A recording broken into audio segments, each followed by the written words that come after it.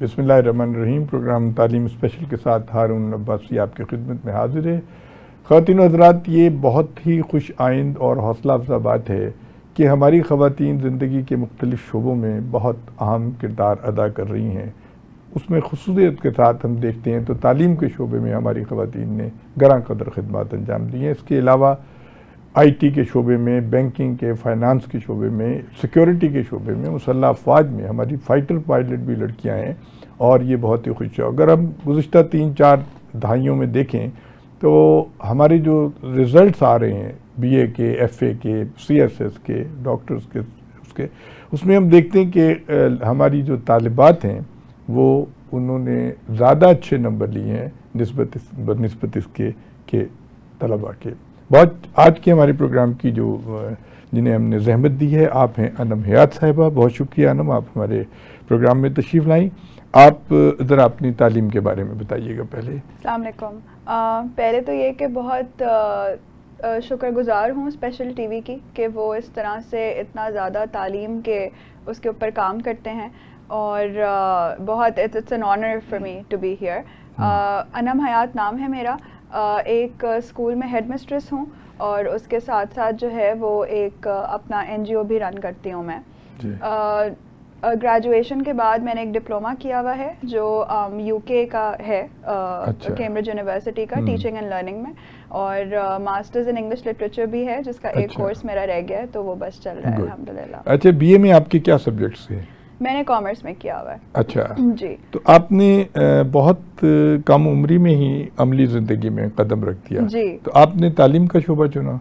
मुझे शौक था बचपन से बहुत के टीचर बनना था बस। अच्छा। मुझे तो वो अम्मी मेरी एक स्कूल में होती थी तो अक्सर वहाँ जाके जब क्लासेस खाली हो जाती थी तो मैं जाके बोर्ड पे लिखती थी। मुझे बड़ा शौक था, बहुत अट्रैक्ट करता था मुझे, तो बस हमेशा से टीचर बनना था। तो बीच में एक वैकेंसी आई थी सब्स्टिट्यूट टीचर की, तो वो बस मैंने स्टार्ट किया ग्रेजुएशन से पहले ही, तो बस वो फिर चलता गया और फिर यहाँ तो तक आप कॉमर्स की तरफ क्यों नहीं आई? वो तो बड़ा अच्छा सब्जेक्ट है। नहीं, वो तो बस मजबूरी में था कि ग्रेजुएशन हो जाए। टीचिंग एंड लर्निंग में उस टाइम पे इतना B.Ed का ज़माना था नहीं, इतनी ज़्यादा वो पता नहीं था कि B.Ed भी कोई चीज़ होती है। तो वो जब पता चला तो फिर उसके बाद हमने डिप्लोमास वगैरह किए। अच्छा, तो आपने जो डिप्लोमा किया ये किस सब्जेक्ट में किया? टीचिंग एंड लर्निंग में, कैम्ब्रिज यूनिवर्सिटी का डिप्लोमा है। Cambridge University? जी, कैम्ब्रिज यूनिवर्सिटी। तो ये कितने लंबा? 1.5 साल का प्रोग्राम है। उसमें 3 मॉड्यूल्स होते हैं और वो पूरा सिखाते हैं आपको कि किस तरह आपको बच्चों से इंटरेक्ट करना है, क्या क्या चीज़ें रिक्वायर्ड हैं टीचिंग एंड लर्निंग के अंदर, क्या असेसमेंट किस तरह करना है, हर चीज़ बहुत जो पूरा एकेडमिक वो है वो पूरा मॉड्यूल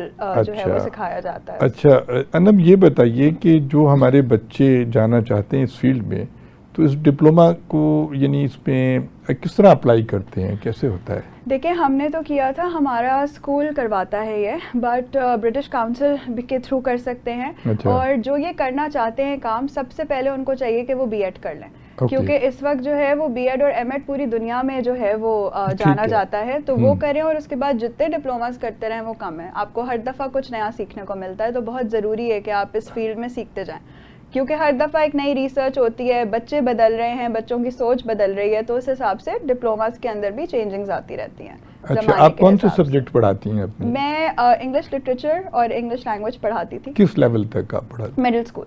अच्छा जी, ग्रेड 6, 7 और 8। अच्छा, ये बताइए कि हमारे मुल्क में इंग्लिश जो है उसमें ख़ास तौर पे स्पोकन लैंग्वेज जो है उससे बच्चे बहुत घबराते हैं। हम लोग उर्दू बोलते हैं, बेशुमार गलत अल्फाज बोल लेते हैं, लेकिन इंग्लिश का अगर हम कोई गलत मुंह से निकल जाए तो हम बहुत घबराते हैं कि पता नहीं हमने कितना बड़ा गुनाह कर दिया। तो स्पोकन लैंग्वेज जो है उसको कैसे स्टूडेंट्स मतलब उसको अपनी इम्प्रूव करें, अपना बोलना सीखें, क्या तरीका हो सकता है? एक तो ये कि जब मैं स्कूल में थी तो हम डिबेट कॉम्पिटिशन्स में बड़े शौक से पार्ट लिया करते थे। अच्छा। तो मुझे याद है गवर्नर हाउस में एक दफ़ा एक डिबेट कॉम्पिटिशन था जिसमें मैं गई थी अपने स्कूल की तरफ से, तो वो उसके लिए आपको शौक ज़रूरी है और जितनी ज़्यादा आप सुनेंगे उतनी ज़्यादा आप बेहतर बोल सकते हैं। अच्छा। अब आजकल तो मैं देख रही हूँ कि इंग्लिश तो फिर भी बच्चा बोलना चाहता है, उर्दू बोलते हुए उसको बड़ी एक तरह से शर्म आ रही होती है कि मैं उर्दू में बात ना करूँ, या अम्मी अब्बू भी सबके लिए जो है वो इंग्लिश में बात करना चाहते हैं ज़्यादा बच्चों से कि इंग्लिश आ जाए, उर्दू आए ना आए। तो अभी तो हमारा फोकस ये भी है कि थोड़ा सा बच्चे उर्दू अपनी कौमी ज़बान के ऊपर फोकस करें और वो सीखें और उसके अंदर कोई शर्म महसूस ना करें, क्योंकि बहुत ज़रूरी है अपनी कौमी ज़बान के अंदर प्राइड लेना। आप दुनिया भर में कहीं भी चले जाएं तो लोग अपनी कौमी ज़बान में बात करना चाहते हैं, मगर हमारे लोग जो है वो हर किसी से अंग्रेजी में बात करना चाहते हैं। तो ये एक ड्रॉबैक है जिस पे मेरे ख्याल में हमें बहुत काम करने की ज़रूरत है, और वो आएगा नहीं जब तक हमारे अंदर भी नहीं है। हमें भी होता है कि नहीं इंग्लिश आ जाए, उर्दू आए ना आए। तो बहुत ज़रूरी है कि पहले उर्दू आए और उसके बाद फिर उसको जो है वो आगे आप इंग्लिश की तरफ बढ़ें और सीखें। आपने कहा कि आप डिबेट्स में हिस्सा लेती थी, ये जो एक्स्ट्रा करिकुलर एक्टिविटीज़ होती हैं जिसमें स्पोर्ट्स की बड़ी अहमियत होती है, तो आप क्या समझती हैं हमारे नौजवान आजकल जो हैं वो ज़रा कम हिस्सा ले रहे हैं, तो इसका क्या ताल्लुक़ है इंसानी सेहत से और उसकी डिसिप्लिन से? देखिए बहुत ज़रूरी है स्पोर्ट्स, बहुत अहम रोल प्ले करता है स्पोर्ट्स एक इंसान की लाइफ में, क्योंकि फ़िज़िकल एक्टिविटी बहुत ज़रूरी है। हमारे यहाँ एक्सरसाइज का कॉन्सेप्ट वैसे भी बहुत कम है। तो मुझे लगता है कि मैं टेबल टेनिस खेला करती थी, थ्रो बॉल खेला करती थी। आजकल मुझे लग रहा है कि अभी थैंकफुली ये जो इन्होंने पैडल कोर्ट्स बना दी हैं तो वो एक क्योंकि एक सिंबल बन गया है टू हैव फन फ्रेंड्स के साथ, तो उस चक्कर में शायद थोड़ा बेहतर हो गया है कि अब लोग जा रहे हैं, पैडल टेनिस खेल रहे हैं, डिफरेंट उन्होंने वो जिम अब खोल लिए हैं, तो अब इट्स बेटर। बीच में एक टाइम ऐसा आया था कि बच्चे सिर्फ स्क्रीन के आगे ही होते थे। अब फुटबॉल क्लब्स का बड़ा कॉन्सेप्ट शुरू हो गया है, तो उसमें बच्चे जाना चाहते हैं, पार्टिसिपेट करना चाहते हैं। तो डिफरेंट स्पोर्ट्स हैं, मगर मुझे लगता है स्कूल इसमें बहुत इंपॉर्टेंट रोल प्ले करता है कि स्कूल कितने ज़्यादा एवेन्यूज़ देता है बच्चे को कि वो क्या क्या स्पोर्ट खेल सके। तो स्विमिंग है, आपकी क्रिकेट है, आपकी फुटबॉल है, एथलेटिक्स है, उस पर फोकस होगा तो बच्चे के अंदर शौक डेवलप होगा। आप उनको वो फोरम नहीं देंगे तो वो कभी भी नहीं खेलना चाहेगा, उसको लगेगा कि नहीं बस मैं स्क्रीन के आगे ही बैठूं, सबसे आसान है, कन्वीनियंट है, तो वो आजकल तो डिजिटल गेम्स पे चले जाते हैं बहुत शौक से। तो मुझे लगता है बहुत ज़रूरी है कि स्पोर्ट्स के ऊपर जो है वो तवज्जो दी जाए और स्कूल्स के ऊपर ये ज़्यादा रिस्पॉन्सिबिलिटी है। आप समझती हैं कि स्कूल में प्ले ग्राउंड्स होने चाहिए? बिल्कुल होने चाहिए। और अब ऐसा है अनम के गली गले मोहल्ला मोहल्ला एकेडमी स्कूल गई हैं। अब बच्चे जब स्कूल से आते हैं तो एकेडमी चले जाते हैं, फिर उनके पास इतना टाइम नहीं होता खेलने का, तो उसका क्या हाल है आपके ख्याल में? एकेडमीज, आप ट्यूशन एकेडमीज की बात करें, देखिए ट्यूशन एकेडमीज भी बच्चे को इसीलिए जाना पड़ता है क्योंकि माँ बाप स्कूल का म्यार इतना खराब है कि वहाँ पूरी तालीम नहीं देते। यही बच्चों को और माँ बाप को जब लगेगा कि वो स्कूल की पढ़ाई से सेटिस्फाइड नहीं है तो फिर वो जाते हैं और ट्यूशन दिलवाते हैं। लेकिन अब तो अक्सरियत जा रही है आजकल तो। जी, एक फैशन भी बना हुआ है थोड़ा सा कि अच्छे जो टीचर्स हैं जिनका नाम हो गया है स्पेशली ओ लेवल्स के अंदर, तो वो अपना अपना सेंटर खोल लेते हैं, तो वो बच्चे जो है वो वहाँ जाना चाहते हैं। मुझे लगता है कि एक बच्चा जो स्कूल जा रहा है सुबह 8 बजे से 2 बजे तक, उसको ट्यूशन की ज़रूरत नहीं है। अगर आप फोकस से पढ़ रहे हैं और अगर आपकी टीचर्स फोकस से पढ़ा रही हैं तो ट्यूशन की कोई ज़रूरत हो ही नहीं सकती, क्योंकि वो क्या है जो बच्चा 6 घंटे में नहीं पढ़ पा रहा, जो ट्यूशन टीचर 1 घंटे में उसको पढ़ा देगी। हाँ, ये बिल्कुल ठीक बात है। अच्छा, ऐसा है कि जब से तालीम प्राइवेट सेक्टर में आई है तो एक तो महंगी हो गई है तालीम और आम आदमी के लिए वो एफोर्डेबल नहीं है, और दूसरे ये कि एक यानी कि तिजारत बन गई है, कमर्शियल सारा कुछ बन गया है, उससे एक आम आदमी जो मिडिल क्लास है या लोअर मिडिल क्लास है वो बहुत परेशान है। आपके ख्याल में इसका क्या हाल है? देखिए, अगर आप मुझसे पूछें और मैं आपको बहुत ऑनेस्टली बताऊं मेरा ओपिनियन इस पे क्या है, तो मैं तो बहुत शुक्रगुजार हूँ प्राइवेट सेक्टर की, जो उन्होंने ये इनिशिएटिव लिया है कि उन्होंने मौका दिया है कि चलो सब नहीं तो कुछ बच्चे तो अच्छी तालीम ले सकें, वरना जो हमारे गवर्नमेंट स्कूल्स का हाल है उसमें तो आप नहीं पढ़ा सकते अपने बच्चे को। ठीक है, उनकी मेट्रिकुलेशन की ही अगर मैं बात कर लूँ तो जो उनकी टेक्स्ट बुक्स हैं या जो उनका करिकुलम है वो इतना आउटडेटेड है। पिछले साल ही पूरी रिसर्च किसी ने की थी जिसके ऊपर कंप्यूटर की बुक के अंदर जो है वो ऐसी चीज़ें दी हुई थी जो अब कंप्यूटर्स के अंदर ही नहीं मिलती है। चीज़ें चेंज हो गई हैं, ज़माने चेंज हो गए हैं, मगर उनका करिकुलम वो वही है जो आज से 50 साल पहले चल रहा था। सो जब आप क्वालिटी देंगे तो उसके पैसे ज़्यादा होंगे। अनफॉर्चुनेटली हमारे जो लोग अफोर्ड नहीं कर पाते उनके साथ ये ज्यादती है, मगर मैं इसमें प्राइवेट सेक्टर को ब्लेम नहीं कर सकती। मैं ब्लेम करूंगी गवर्नमेंट इंस्टीट्यूशंस को, जिनकी ये जिम्मेदारी है कि देखें एक अगर गवर्नमेंट आपकी स्ट्रांग हो तो बहुत अच्छे से स्कूल्स आगे चल सकते हैं अगर हर स्कूल के अंदर वो रिस्पॉन्सिबिलिटी ले लें, वो ओनरशिप ले लें कि नहीं हमने इन स्कूल्स के अंदर हमने सब बच्चे पढ़ाने हैं, बहुत अच्छे पढ़ाने हैं, बट वो पढ़ाना नहीं चाह रहे। तो जब तक वो पढ़ाना नहीं चाहेंगे, आप यही होगा कि जो बच्चे अफोर्ड कर सकते हैं, जो अल्लाह ताला की तरफ से प्रिविलेज्ड हैं, उनको पढ़ाई मिलती रहेगी और जो नहीं है उनको नहीं मिलेगी। मगर बहुत सारे लोग इस पे काम कर रहे हैं, शहजाद रॉय बहुत काम कर रहे हैं इसके ऊपर, काफ़ी लोग हैं जो प्राइवेटली इंस्टीट्यूशंस को ले लेके चल रहे हैं और उसके अंदर काम कर रहे हैं, मगर अगेन ये गवर्नमेंट का काम है। अच्छा, ये बताइए कि इस वक्त आप समझते हैं कि तालीम के शोबे में बहुत रिफॉर्म्स की ज़रूरत है, ख़ास तौर पे ये जो हमारा करिकुलम का मसला, जैसे कि आप फरमा रही थी कि तालीम जो है वो प्राइवेट स्कूलों में बेहतर है और प्राइवेट और जो पब्लिक स्कूल जो गवर्नमेंट के स्कूल्स हैं उसका जो करिकुलम है बहुत आउटडेटेड है। तो इसके लिए आप समझती हैं कि बहुत बुनियादी रिफॉर्म्स की ज़रूरत है? देखिए, बहुत ज़रूरत है और उसमें सबसे बड़ा ड्रॉबैक जो है वो ये है कि आपकी जो टीचर्स हैं गवर्नमेंट स्कूल की, वो ट्रेंड नहीं है। तो अगर वो करिकुलम चेंज भी कर देते हैं तो उसको पढ़ाएगा कौन? आपके पास तो लोग नहीं है, क्योंकि आप तो टीचर ट्रेनिंग के ऊपर कोई पैसे खर्च ही नहीं कर रहे हैं। अब प्राइवेट स्कूल्स जो है वो अपनी टीचर्स को कैम्ब्रिज यूनिवर्सिटी से इधर से उधर से ट्रेन करा रहे हैं, अपनी इन हाउस ट्रेनिंग्स कर रहे हैं खुद, जो है वो उसके लाइसेंसेस ले लेके। तो उनकी टीचर्स में और गवर्नमेंट स्कूल की टीचर में ज़मीन आसमान का फ़र्क है। अभी तो गवर्नमेंट स्कूल के अंदर सिर्फ यही एक बहुत बड़ा वो है कि किसी तरह टीचर टाइम पे पहुंच जाए, अभी तो टाइम पे क्लास में ही नहीं आती है, तो वो कहाँ करिकुलम चेंज करके और कहाँ पढ़ाएगी। तो ये तो पूरी एक सिस्टमैटिक चेंज की ज़रूरत है, जिसके अंदर सब मिलके बैठे, एक कमेटी बने जिसके अंदर वो पहले करिकुलम चेंज करें, फिर अपनी हायरिंग्स चेंज करें, उन लोगों को लाएं जो एक्चुअली पढ़ाना चाहते हैं, जिनके अंदर वो जज्बा हो, क्योंकि जब तक आपके अंदर पैशन नहीं है ना पढ़ाने का, आप पढ़ा नहीं सकते। नहीं पढ़ा सकते। अच्छा, आपकी गुफ्तगू से मैं इस नतीजे पे पहुंचता हूँ कि मौजूदा दौर के तकाज़ों को पूरा करने के लिए बहुत बड़ी रिफॉर्म्स की ज़रूरत है। इस सिलसिले में मैं आपसे पूछूंगा कि ये जो हमारे दीनी मदारिस हैं उसमें लाखों बच्चे जो है ना हर साल पढ़ के निकलते हैं और वो सिर्फ दरसे निज़ामी पढ़ लेते हैं, कुरान को हिफ्ज़ कर लेते हैं, लेकिन उनके हाथ में कोई स्किल नहीं होती, कोई हुनर नहीं होता। तो उसका क्या आपके ख्याल में हाल है? देखिए, सबके लिए तो मैं बात नहीं कर सकती, मगर अगर मैं आपको अपने ट्रस्ट का बताऊं, हम उनके बेहतर फ्यूचर की बात कर रहे हैं, हम कोई उनको क्रिटिसाइज नहीं कर रहे। बिल्कुल।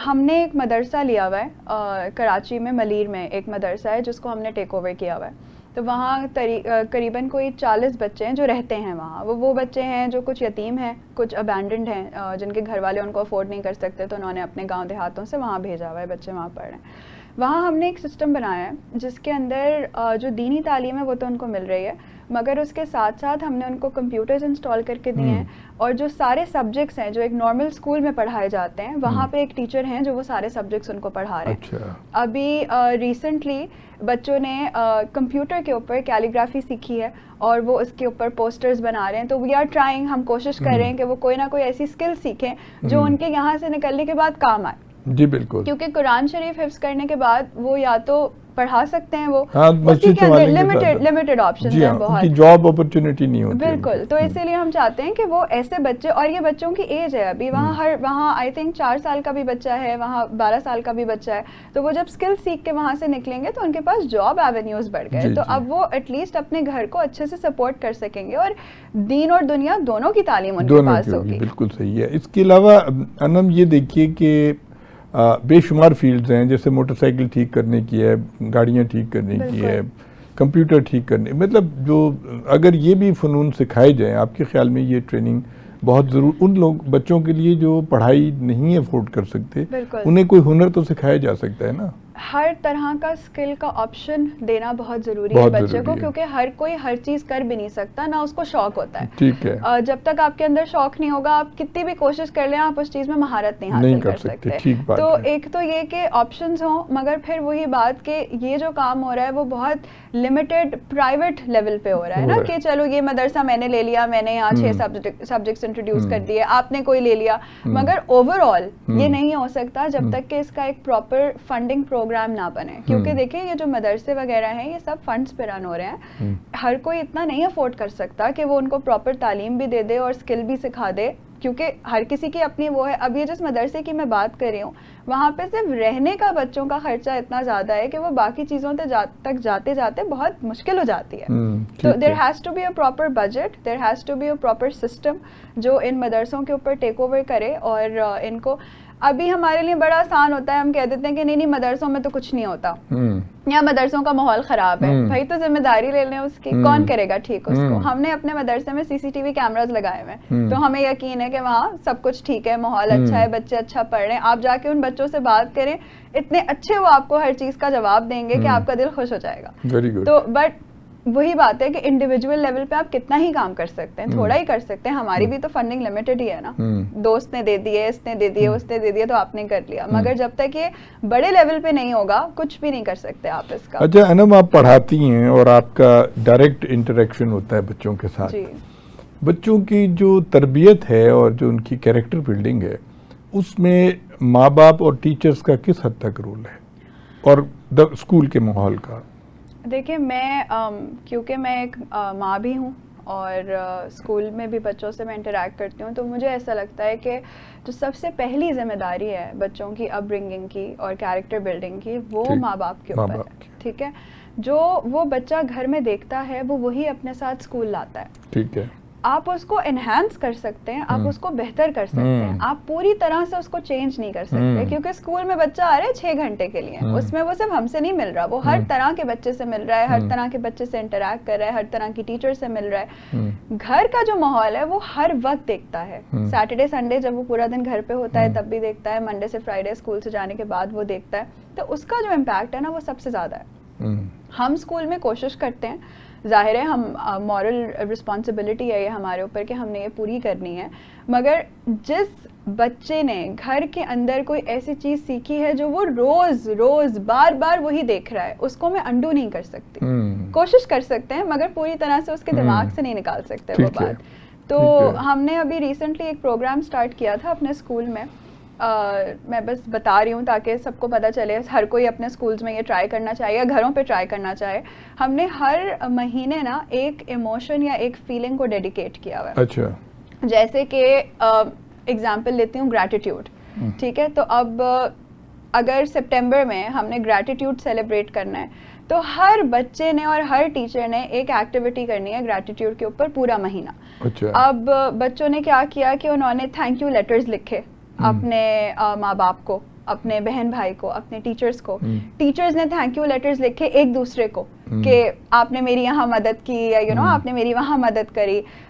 बच्चों के लिए और असेंबली प्रेजेंटेशंस थी कि उन्होंने जा के बाकी बच्चों को दिखाया कि हम किस किस चीज़ के लिए ग्रेटफुल हैं, या क्या क्या नहीं करना चाहिए, या क्या क्या करना चाहिए, किस किस तरह से हम सब कॉन्शियसली नहीं थैंक यू कर पाते लोगों का मगर हमें करना चाहिए, या कितनी सारी चीज़ें हैं जो अल्लाह ताला ने हमें दी हुई हैं मगर हमें एहसास नहीं होता उन चीज़ों का। तो इस तरह से करके हमने डिफरेंट डिविजन्स किए हैं। तो अब ग्रैटिट्यूड हो गया, फिर कंपैशन हो गया, फिर फॉरगिवनेस हमने किया था। तो फॉरगिवनेस में एक ह्यूमन नेचर है कि आपको माफ़ी मांगते हुए डर लगता है, झिझक होती है आपके अंदर। तो हमने बच्चों को ऑप्शन दिया कि चलो आप लोगों को इंटरनली तो आपको पता ही होता है ना कि आपने किसी के साथ अगर कोई ज्यादती किया है, कुछ बुरा किया है, तो हमने कहा आप अपना नाम मत लिखो, आप अनोनिमस लेटर्स लिखो। तो बच्चों ने जाके जिनके साथ उन्होंने कभी भी कोई छोटी मोटी बात हो गई हो, कोई लड़ाई हो गई हो, तो उन्होंने छुपके से जाके उनकी टेबल्स पे, डेस्क पे वो अनोनिमस लेटर्स लिखे कि हमें माफ कर दें, वी आर सॉरी, हमें नहीं करना चाहिए था। तो इस तरह के छोटे छोटे स्टेप्स हम ले रहे हैं जिससे बच्चों के दिल में थोड़ी सी कंपैशन और एम्पैथी डेवलप हो जाए। ठीक है ना, इसमें जैसे बाहर के मुल्कों में हमने देखा कि वो बच्चों को स्कूल में ही सिखा देते हैं कि भाई आप कतार बनाइए, क्यू में खड़े हुइए, आप खाने को तमीज़ के साथ खाइए, आप ट्रैफिक की वायलेशन ना करें। ये सारी जो बेसिक चीज़ें हैं हमारे यहाँ तो, यानी आप अगर ट्रैफिक को देखें इतनी बेहंगम है, अच्छे भले पढ़े लिखे लोग भी जो हैं वो वाला, तो इसकी भी तालीम होनी चाहिए ना। आदाब जो हैं, आदाब महफिल, बुनियादी आदाब। देखें ये अर्ली ईयर्स तक, प्राइमरी लेवल तक भी ये चीज़ें सिखाई जाती हैं, मगर क्योंकि अनफॉर्चुनेटली हमारे मुल्क में लॉ एंड ऑर्डर नहीं है, तो आप स्कूल में तो सिखा देते हैं मगर जब वो गाड़ी में बैठता है और उसके अपने अब्बू सिग्नल तोड़ रहे हैं तो मैं उसको क्या ही सिखाऊंगी या वो क्या ही कर लेगा। सिग्नल तोड़ने के बाद अगर वो पकड़े भी जाते हैं तो वो किस तरह से नेगोशिएट करके आगे चले जाते हैं। तो इस तरह की चीज़ें हम लॉ एंड ऑर्डर नहीं है ना, बाहर के मुल्कों में हर चीज प्रॉपर्ली फॉलो हो जाती है। तो बहुत जरूरी है कि एक पूरा सिस्टम जो है उसमें तब्दीली आने की जरूरत है। ठीक है ख़वातीन और हज़रात, आप अनम हयात साहिबा की गुफ्तगू सुन रहे हैं। एक वक्फे के बाद दोबारा हाजिर होते हैं। जी ख़वातीन और हज़रात, आप अनम हयात की गुफ्तगू सुन रहे हैं, माहिर तालीम है। इसके अलावा जो बहुत ही पॉजिटिव बात है वो ये है कि आप समाजी भलाई के कामों में बहुत बढ़ चढ़ के हिस्सा लेती हैं। अनम, आप हमारे स्टूडेंट्स को बताइए कि आप क्या करती हैं। मुझे एक ट्रस्ट है छोटा सा जो 2 साल पहले मैंने स्टार्ट किया था। अच्छा। पहले से ही मुझे बहुत शौक था, वॉलंटियर करती थी मैं बहुत सोशल वर्क में। तो जब मैंने वॉलंटियर किया 3-4 साल, तो मुझे एहसास हुआ कि मुझे बच्चों के साथ काम करने का ज़्यादा शौक है। तो 2 साल पहले फिर मैंने अपना ट्रस्ट शुरू किया। तो 2 साल पहले रमज़ान थे जब मैंने स्टार्ट किया। तो रमज़ान में ज़्यादातर राशन ड्राइव्स ही होती हैं, तो हमने राशन से शुरू किया और करते करते जो है वो अल्हम्दुलिल्लाह हमने एक स्कूल अडॉप्ट किया। उस स्कूल के अंदर जो है वो तकरीबन 200 बच्चे हैं और वो सारे ऐसे ये यानी वो गरीब बच्चे हैं जो तालीम अफोर्ड नहीं कर सकते। बिल्कुल, वो एरिया ही ऐसा है। वो अच्छा, जो जगह कराची है वो में। जी कराची कौन सी में जगह है वो? कोरंगी। अच्छा, कोरंगी में आगे जाके वो जगह वो तो बहुत है। गुर्बत और वो है। बिल्कुल, वो वहाँ लोग नहीं अफोर्ड कर सकते बिल्कुल भी। तो हमने उसकी फीस रखी हुई है कि चले आप 500 रुपये महीना दें, वो भी वो नहीं दे पाते, लेकिन हमने ये रखा हुआ है कि चलो कभी 200 रुपये आ गए, कभी 100 रुपये आ गए, तो उनके ऊपर एक जिम्मेदारी डालने के लिए कि ये बच्चे आपके हैं तो आपने इनको पढ़ाना है। ठीक है। तो वो एरिया ही ऐसा है, छोटी सी एक कॉलोनी है, बिल्कुल कच्चा रास्ता है वो, और बड़ी मुश्किल से वहाँ पे हमने ऊपर और नीचे का एक है जिसपे 5 हमारे पास कमरे हैं और एक छोटा सा हॉल है। 200। अच्छा, 200 जी, 200। और किस लेवल तक पढ़ते हैं? मैट्रिक तक। अच्छा जी, पहली क्लास से शुरू से मैट्रिक तक। गुड। तो उसमें ये है कि अच्छी टीचर्स हैं हमारे पास। जाहिर है वो उन बच्चों का ये होता है कि वो अलग अलग क्लासेस में डिवाइडेड नहीं होते।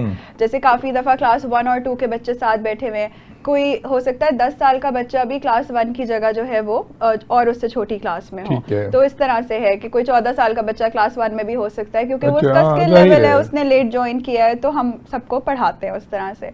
तो अभी उस स्कूल के अंदर भी हमने एक कंप्यूटर लैब शुरू किया है। अच्छा, माशाल्लाह। और बच्चों के लिए बड़ा वो था कि हम देखा नहीं उन्होंने तो कभी कंप्यूटर, तो उनको अब उस पर हम काम सिखा रहे हैं। उसके अलावा एक स्कूल कॉलेज है निक्सर वहाँ पे कराची में, तो उन्होंने हमारे साथ कोलैबोरेट किया। तो अब हर साल कम से कम 2 प्रोग्राम्स उनके साथ हम करते हैं, जिसके अंदर जो है वो कभी बच्चे उनके कैंपस चले जाते हैं, तो वहाँ पे जाके उनका 4 या 5 दिन का एक ट्रेनिंग कोर्स होता है। कभी वो हमारी टीचर्स वहाँ चली जाती हैं, कभी वो लोग इधर आ जाते हैं और डिफरेंट एक्टिविटीज़ कराते हैं। अभी बीकन हाउस डिफेंस कैंपस ने भी उनके साथ काम किया, तो वहाँ बच्चे गए थे स्टेशनरी पाउचेस बना के और उनके साथ बड़े मज़े की एक्टिविटीज़ की। तो इस तरह की उधर का करिकुलम सारा हम देखते हैं। उनके असेसमेंट पेपर्स हो गए, रिपोर्ट कार्ड्स हो गई, एक्स्ट्रा करिकुलर एक्टिविटीज़ हमने उनके लिए स्टार्ट की हैं। तो उनका जैसे वहीं कोरंगी में एक पार्क है, वहाँ हम उनका स्पोर्ट्स डे कर देते हैं, तो बच्चे चले जाते हैं और छोटी सी एक एक्टिविटी उनका एक डे हो जाता है। वो जो प्ले पैलेसेस होते हैं, जो प्ले एक्टिविटीज़ वाली जगहें होती है, वहाँ हम उनको ले जाते हैं। तो डिफरेंट उनको चीज़ें हम एक्सप्लोर करा रहे हैं। जब हमने ये अडॉप्ट किया था तो एडमिशन्स थे, लेकिन जब लोगों को पता चला ज़्यादा, जाहिर है उस कम्युनिटी के अंदर तो बहुत बड़ी बात है कि इस तरह से हमारे बच्चे जा रहे हैं आ रहे हैं, या इस तरह की चीज़ें उनको एक्सपीरियंस करने को मिल रही हैं। तो पिछले साल जब हमने एडमिशन क्लोज किया है तो हमारे पास जगह नहीं थी और बच्चों को लेने की, माशाल्लाह इतने ज़्यादा आ गए। जी, तो वहाँ के जो प्रिंसिपल हैं वो भी बहुत अच्छा काम करते हैं। वो खुद भी ट्यूटर हैं, इंस्ट्रक्टर हैं, पढ़ाते हैं वो यूनिवर्सिटी में, मगर वो साथ साथ ये स्कूल भी देखते हैं। अच्छा, तो बहुत अच्छे से वो चल रहा है। फिर मदरसे का मैंने भी आपको बताया, वो हमने लिया हुआ है। उसके अलावा एक और ट्रस्ट है, नुसरत ट्रस्ट, जिसके साथ उनकी स्पेशल बच्चों की वो है, एक ट्रस्ट है जिसमें स्पेशल बच्चे रजिस्टर्ड हैं। उनके साथ हम बहुत काम करते हैं। वो मुझे बहुत मज़ा आता है उनके साथ काम करने में कि हर तरह का स्पेशल बच्चा होता है वहाँ पे, तो उनको जैसे ईद है तो हम चले गए, हम उनको ईद के कपड़े वगैरह प्रोवाइड करते हैं, ईद का डिनर उनके साथ हम करते हैं, राशन उनकी फैमिलीज को देना, कुछ सिखाते भी हैं? बिल्कुल, एजुकेशन पे बहुत काम अच्छा। है उनकी। जैसे पिछले साल ही हम जब ईद ड्राइव पे गए, उसी वक्त जब हम उनसे मिलते हैं तो वो हमें बताते हैं कि किसको किस चीज़ की ज़रूरत है। तो एक फैमिली है जिसमें 3 से 4 बच्चे स्पेशल हैं, एक ही माँ बाप के, चारों बच्चे जो है वो स्पेशल हैं, तो वो स्कूल नहीं जा रहे थे, तो उनका फिर स्कूल का हमने करवाया वहीं पे। उन्हीं के घर के पास एक स्कूल है, तो उसकी मंथली जो भी फी है वो हमने पे कर दी। वो लोग खुद भी बहुत काम करते हैं स्किल बिल्डिंग पे, तो उनका एक अपना सेंटर है स्किल बेस्ड, जहाँ पे मोबाइल फ़ोन ठीक कराने की वो जो लड़के हैं जो किसी ना किसी तरह से फिजिकली थोड़ा सा उनको कोई ना कोई प्रॉब्लम है जो वो नहीं कर पाते नॉर्मल काम, तो वो मोबाइल फ़ोन ठीक करने की, रिपेयरिंग की उनको जो है वो ट्रेनिंग दे रहे हैं, और अब उनके लिए शॉप्स भी खोल रहे हैं। तो इस तरह के छोटे मोटे काम जो है वो पर्सनल लेवल पे चल रहे हैं। अच्छा अनम, जो हमारे यहाँ जो पॉवर्टी लेवल से नीचे लोग हैं, जो कि अब तकरीबन बड़े अफसोस की बात है कि 75 साल हो गए मुल्क बने हुए, और अब 50% तकरीबन पॉपुलेशन जो है वो पॉवर्टी लेवल से नीचे चली गई है। आप जब उनको माँ बाप से कहते हैं कि आप बच्चा हमें दे दें तालीम के लिए, तो वो ये कहते हैं कि जी हमारा बच्चा सुबह मजदूरी के लिए जाता है और वो 100 रुपये 200 रुपये शाम को ले आता है, तो हम वहाँ कर देंगे तो हमारे तो पैसे ख़त्म हो जाएंगे। तो वो चाइल्ड लेबर का जो मसला है वो भी एक बहुत बड़ा सा, उसके लिए आप कैसे उनको कन्विंस करती हैं पेमेंट? एक स्कूल है वहाँ पे कराची में ही आगे गरीबाबाद की तरफ, वो क्या करते हैं, उनसे हमने ये सीखी चीज़, उनका भी एक अंडर प्रिविलेज स्कूल है बच्चों के लिए। वो क्या करते हैं, हर हफ्ते का 2 दफ़ा का खाना अच्छा वो घरों पे भेजते हैं पूरी फैमिलीज के लिए। अच्छा। तो वो उनका इंसेंटिव है, वो कहते हैं देखिए आपका बच्चा इतना ही कमा सकता है ना कि वो ये ले आए, वो हम आपको दे रहे हैं, आप बच्चे को स्कूल भेजो, आप कुछ ना करो, आप कोई पैसे नहीं दो, आप बच्चे को स्कूल भेजो, हम उसको पढ़ाएंगे।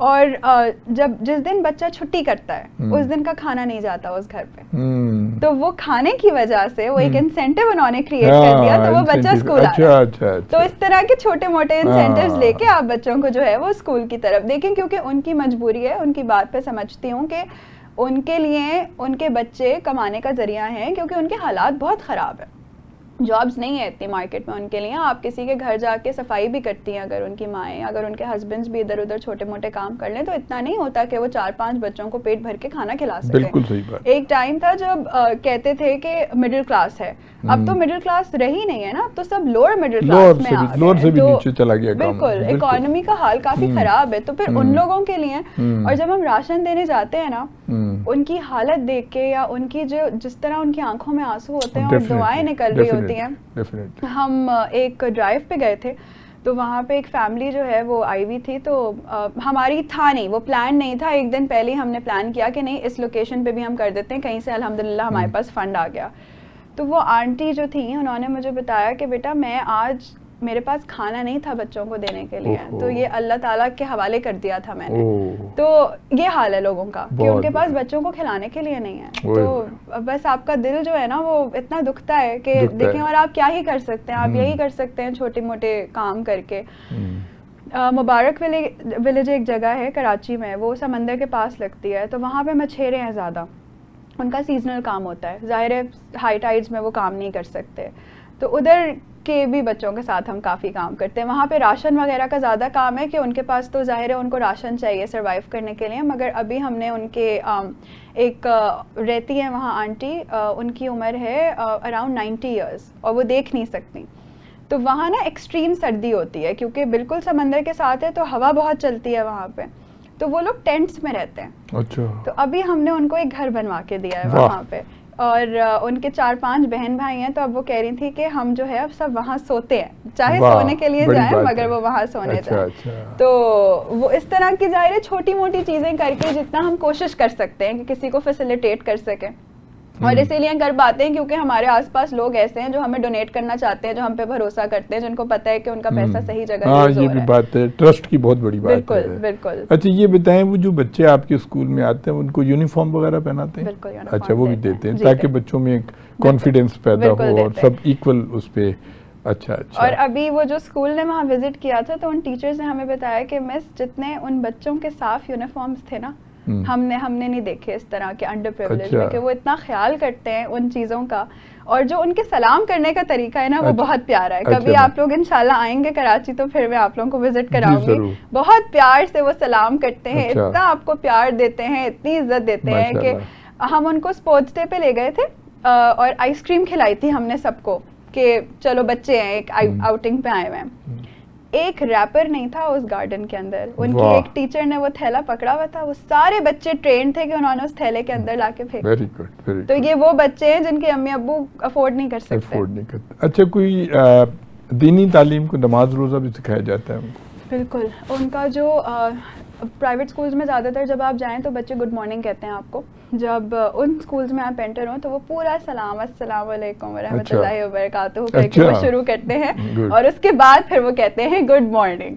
तो वो पूरा उनका एक वो सॉन्ग है जिसमें उनको पता है, रोज़ सुबह तिलावत होती है वहाँ पे ट्रांसलेशंस के साथ। और बल्कि उनका तो बड़ा इंटरेस्टिंग कॉम्पिटिशन्स होते हैं किरत के और इस तरह की चीज़ों के। जी बिल्कुल। तो वो ज़ाहिर कोशिश कर रहे हैं, हम नमाज नहीं हो पाती बिकॉज स्कूल का टाइम नहीं होता उस टाइम पे, जोहर तक स्कूल बंद हो जाता है, मगर सिखाया सब जाता है, इस्लामियात की प्रॉपर तालीम उनको दी जाती है वहाँ पे। ये बताइए, आपने उन बच्चों के अंदर ज़हानत किस हद तक पाई है?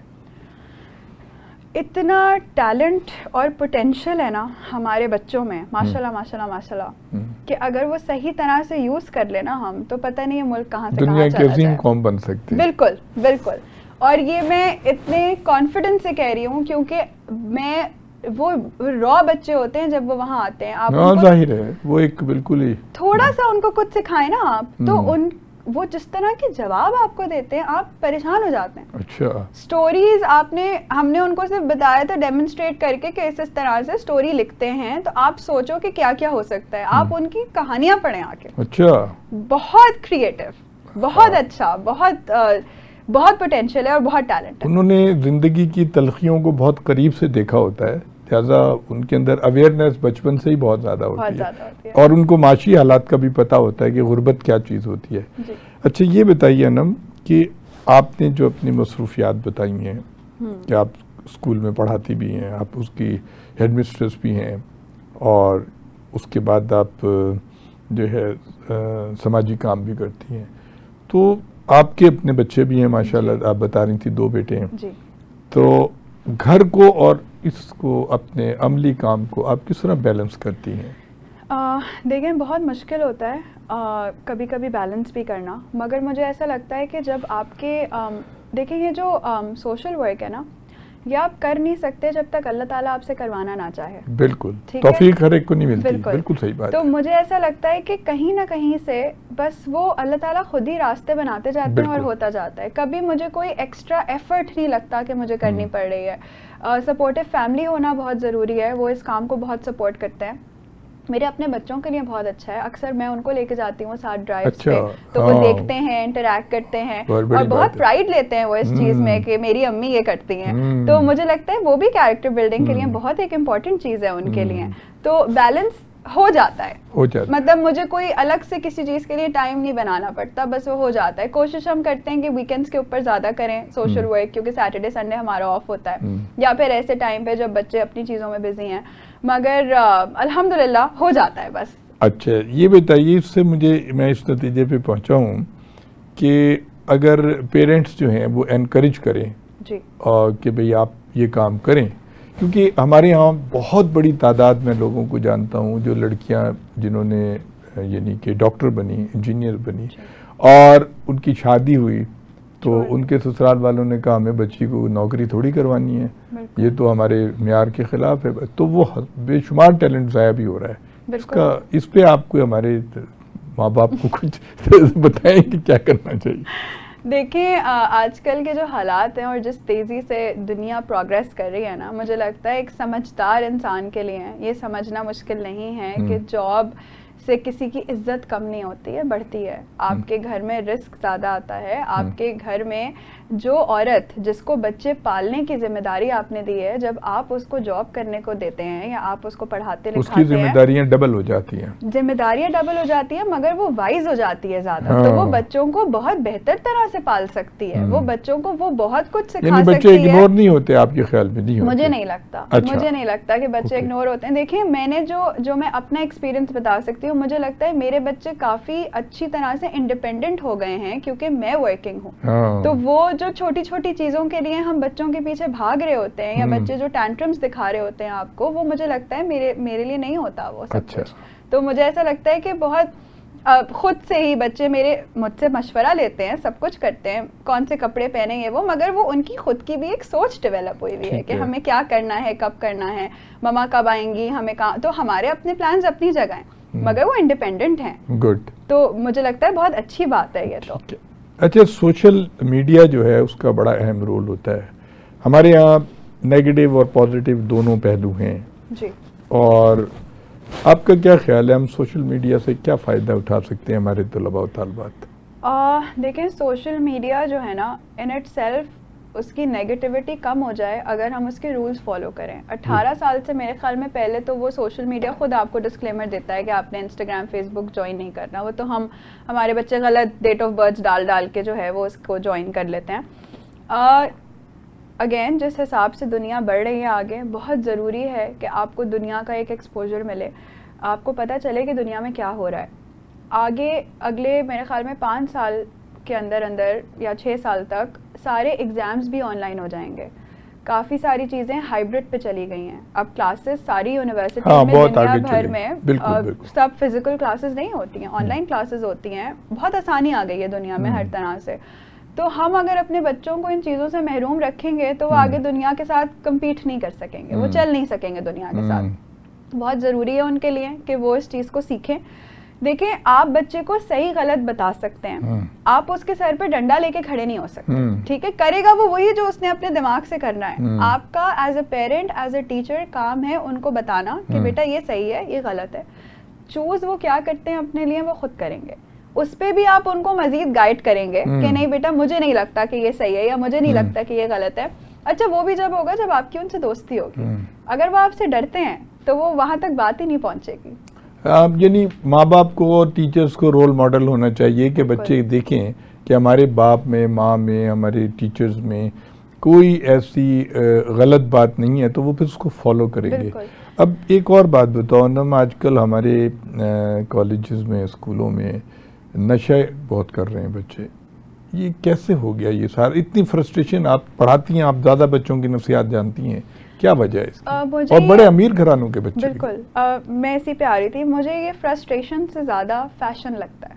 ठीक है। मुझे ऐसा लगता है कि बच्चे इन्फ्लुएंस हो जाते हैं ये देख के। देखिए, जो अमीर बच्चे हैं ना, जो जिनके माँ बाप ने उन पे चेक एंड बैलेंस नहीं रखा हुआ, उनको 10-10 हज़ार रुपये पॉकेट मनीज मिल रही हैं। क्यों मिल रही हैं भाई? खाना आप खिला रहे हैं, कपड़े आप दिला रहे हैं, जूते आप दिला रहे हैं, घुमाने फिराने आप ले जा रहे हैं। तो उस 10,000 का उस बच्चे ने क्या करना है?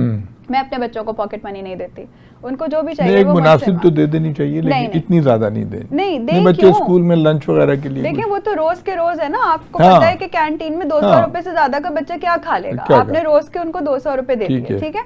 वो जो मंथली आप अमाउंट दे देते हैं उनको कि 5,000 मैंने तुम्हें दे दिए, अब आपको तो नहीं पता कि वो बच्चा उससे क्या इस्तेमाल करेगा और क्या करेगा। वही बात कि हर चीज तो आप प्रोवाइड कर रहे हैं, तो आपको अलग से पैसे देने की जरूरत नहीं है। उनको जो भी चाहिए वो आपसे आके मांग लें। अच्छा, इसमें बहुत बड़ा रोल ड्राइवर्स प्ले करते हैं। जितना मैंने करीब से देखा है, जितने भी इस तरह के केसेस हैं, उसमें हमेशा ये पता चलता है कि वो बच्चा ड्राइवर को पैसे दे रहा था और ड्राइवर उसको ला के वो चीज़ें दे रहा होता है। जी, तो वही बात है कि माँ बाप वर्किंग है, पैसे दिए हैं बच्चे को, तो वो बच्चा जो दिल चाहे वो करे। अब वो हर वक्त तो नहीं चेक एंड बैलेंस रख सकते कि क्या है और क्या नहीं है। तो मेरे हिसाब से अगर पॉकेट मनीज बंद हो जाएं तो आधे मसले तो उसी से हल हो जाएंगे। दूसरा ये कि इन्फ्लुएंस हमारा बच्चा बहुत जल्दी होता है। फैशन है कि बस ये कर रहा है, मैं भी करूंगा, छुप के करूंगा, ट्राई करना है। तो वो ट्राई करते करते जो है वो लत लग जाती है। बच्चे उसे इंसेंटिव देते हैं, कुछ नहीं होता यार, पी लो, कुछ नहीं होगा, तो वो नशे में आ जाता है। अब आप ये बताएं कि स्कूलों में यानी कॉलेजेस में मॉनिटरिंग होनी चाहिए ना कि भाई क्या, कहाँ से आ रहा है नशा, कैसे आ रहा है? बिल्कुल होती है, मगर घर वालों का रोल है ना इसमें। बच्चा बैग में स्कूल में लाके जो लेकर आ रहा है वो मैं स्कूल से निकाल तो सकती हूँ, मगर वो ला तो घर से रहा है ना, तो चेक एंड बैलेंस तो वहाँ होगा ना। मैं तो लेके अपने पास रख लूंगी उसको, मगर मैं रोक नहीं सकती। स्कूल में नहीं करेगा 6 घंटे, घर पे तो उसको एक्सेस मिला हुआ है, तो वो यहाँ लेकर आ रहा है। ठीक है। तो अनम, अब क्योंकि वक्त ख़त्म हो रहा है, तो ख़वातीन हज़रात, आपने अनम हयात की गुफ्तगू सुनी। आपने तालीम के बारे में, ख़ास तौर पे अंग्रेज़ी ज़बान के बारे में बहुत सहल हासिल गुफ्तगू की। इसके अलावा समाजी कामों के बारे में। हाँ, अगर आप अनम इस प्रोग्राम के आखिर में आप तलबा व तालबात को कोई पैगाम देना चाहें तो प्लीज़। बस सिर्फ इतना ही कि अपने अम्मी अब्बू से दोस्ती करें, उनको अपना बेस्ट फ्रेंड बनाएं। आपका दुनिया में उनके अलावा कोई दोस्त नहीं हो सकता। तो जो भी बातें उनसे शेयर करें, उनसे मशवरा लें, जो कुछ भी करना चाहते हैं उनको लूप में रखें, तो इंशाल्लाह आपकी ज़िंदगी बहुत आसान हो जाएगी आगे के आने वाले सालों में।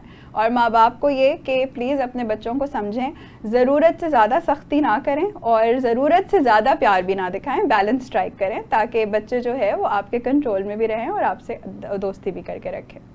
बहुत शुक्रिया ख़वातीन हज़रात, आपने अनम हयात साहिबा की गुफ्तगू सुनी। प्रोग्राम का वक्त ख़त्म होता है। हारून अब्बासी को इजाज़त दीजिएगा। अल्लाह हाफ़िज़।